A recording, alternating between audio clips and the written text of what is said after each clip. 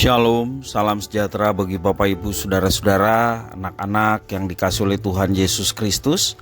Berjumpa kembali bersama saya Pendeta Eka di dalam renungan firman Tuhan pada hari ini, hari Senin 18 September 2023. Sukacita dan damai sejahtera dari Tuhan Yesus kiranya menyertai hidup kita sekalian, puji Tuhan.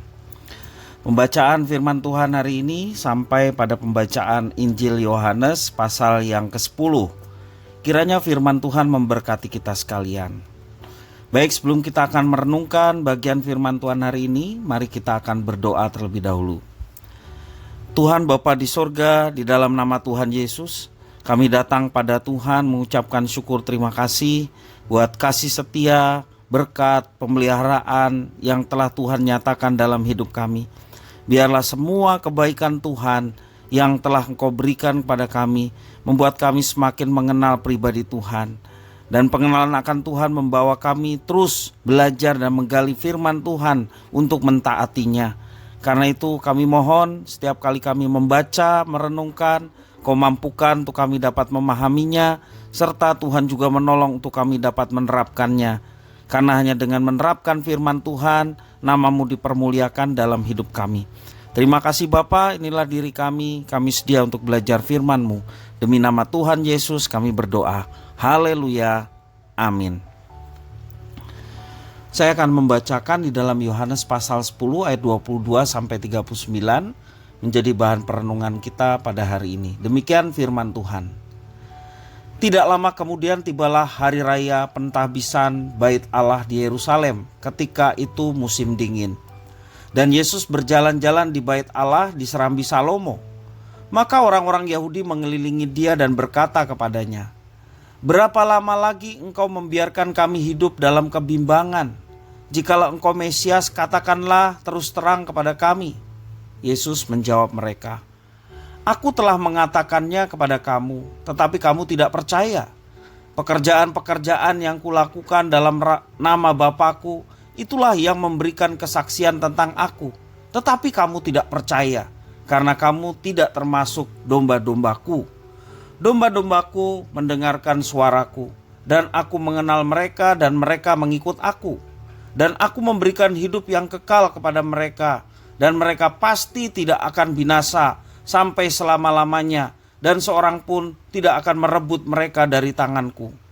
Bapa-Ku yang memberikan mereka kepadaku lebih besar daripada siapapun, dan seorang pun tidak dapat merebut mereka dari tangan Bapa.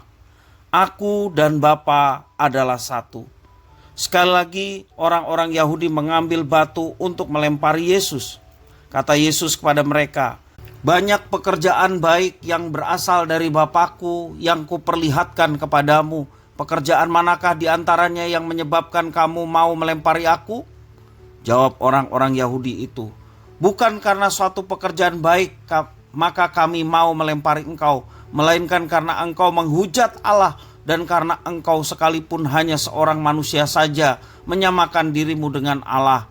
Kata Yesus kepada mereka, "Tidakkah ada tertulis dalam kitab Taurat kamu, Aku telah berfirman, kamu adalah Allah?"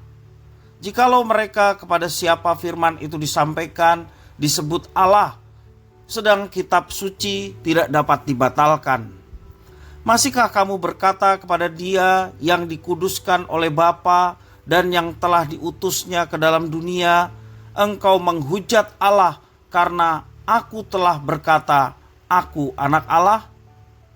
Jikalau Aku tidak melakukan pekerjaan-pekerjaan Bapa-Ku, janganlah percaya kepadaku. Tetapi jikalau Aku melakukannya dan kamu tidak mau percaya kepadaku, percayalah akan pekerjaan-pekerjaan itu, supaya kamu boleh mengetahui dan mengerti bahwa Bapa di dalam Aku dan Aku di dalam Bapa. Sekali lagi mereka mencoba menangkap Dia, tetapi Ia luput dari tangan mereka. Demikian firman Tuhan. Bapak Ibu saudara-saudara yang dikasihi Tuhan, meyakinkan orang yang tidak percaya itu tidak mudah. Apalagi dia tidak pernah mengalami dan melihat. Sekalipun apa yang kita katakan adalah sebuah kebenaran, kalau seorang sudah mengatakan tidak, ia akan menolak apa yang kita sampaikan. Ia akan tetap bertahan dengan pendiriannya, dan itulah yang disebut keyakinannya. Hal ini seperti keyakinan orang Yahudi. Pada hari raya penabisan Bait Allah di Yerusalem, mereka mengelilingi Yesus dan bertanya tentang kemesiasannya. Dalam ayat 42 menjelaskan demikian. Pertanyaan yang bersifat sedikit memaksa bukan karena mereka ingin mengikut Yesus, melainkan karena mereka ingin menjebak Yesus seperti yang sering mereka lakukan. Karena itu Yesus tidak menjawab seperti keinginan mereka, melainkan mengingatkan kembali apa yang pernah Dia katakan, apa juga yang pernah Yesus lakukan. Semua perkataan dan tindakan Yesus sudah menunjukkan bahwa Yesus adalah Mesias, tetapi dalam arti yang sama sekali berbeda dari apa yang orang-orang itu pikirkan, sehingga mereka tidak mau percaya kepada Yesus sebagai Mesias. Dan ketidakpercayaan itu membuat Yesus memasukkan mereka ke dalam golongan domba yang tidak mengenal Yesus sebagai gembalanya. Bagi yang benar-benar dombanya, tentu akan senantiasa menaati suara dari gembala kita dan mengikuti Dia, Yesus, gembala kita. Karya nyata yang dilakukan Yesus rupanya tidak dilihat sebagai tindakan kemesiasan. Dan sekalipun demikian, kebenaran sejati yang telah dilakukan Yesus, entah dipercaya atau tidak, tetaplah itu kebenaran. Pilihan bebas tentu ada pada kita. Mau menerima Yesus seperti yang diajarkan dalam Alkitab tanpa harus meminta tanda-tanda mujizat, atau kita tidak mempercayai akan hal itu. Bukankah Yesus pernah menegur Thomas karena tidak percaya pada kebangkitan Yesus sebelum ia melihat tanda bahwa Yesus telah bangkit?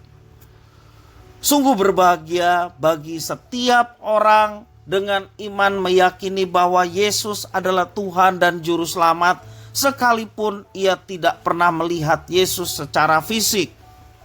Tentunya kita pun sebagai orang yang berbahagia. Kita tidak pernah melihat secara kasat mata Yesus secara fisik di dalam kehidupan kita, tetapi kita percaya bahwa Yesus pernah ada menjadi manusia. Dia Allah yang menjadi manusia. Dalam keadaan manusia Dia tersalib, dan mata hati kita boleh melihat itu sebagai kebenaran, sehingga kita menerima Yesus sebagai Tuhan dan Juru Selamat, walaupun kita tidak pernah melihat kasat mata wujud Yesus, Allah yang menjadi manusia. Dan itulah keyakinan, juga iman percaya kita. Seperti yang tertulis di dalam Ibrani pasal 11 ayat yang pertama, firman Tuhan mengatakan, iman adalah dasar dari segala sesuatu yang kita harapkan dan bukti dari segala sesuatu yang tidak kita lihat. Kita tidak pernah melihat Yesus, tetapi kita percaya bahwa Yesus adalah Tuhan Allah yang menjadi manusia, tersalib untuk menggantikan hukuman bagi kita. Dia bangkit, ya, memberikan kemenangan. Dia naik ke sorga, menyediakan tempat bagi setiap orang yang percaya. Kita mempercayai hal itu, dan itulah iman, dasar dari segala sesuatu yang kita harapkan dan bukti dari segala sesuatu yang tidak kita lihat.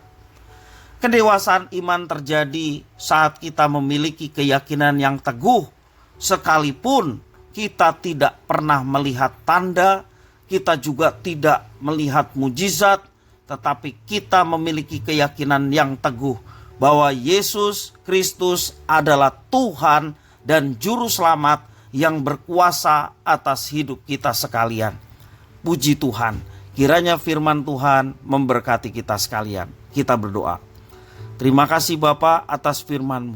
Walaupun kami tidak pernah melihat Yesus, tetapi mata hati kami boleh dibukakan, dicelikan bahwa Yesus ada dan hidup.